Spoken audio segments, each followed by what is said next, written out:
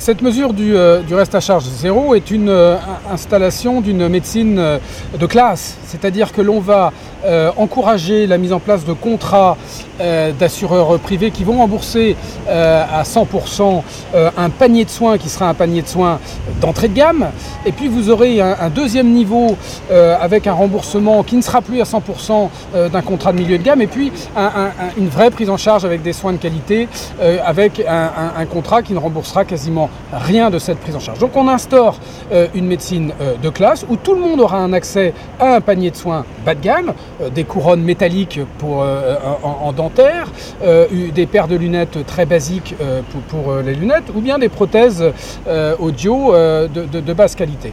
Donc je pense que c'est une régression par rapport à un modèle français dont l'objectif principal est une égalité des chances. C'est pas simplement une égalité d'accès à des soins, c'est une égalité d'accès à des soins de qualité.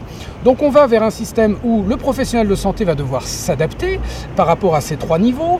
Soit il crée des centres low cost où il ne fait que le premier niveau remboursé à 100%, où il va avec un système de box, où il va faire beaucoup de volume, soit il va se concentrer sur la qualité, et alors à ce moment-là il va avoir une clientèle de privilégiés.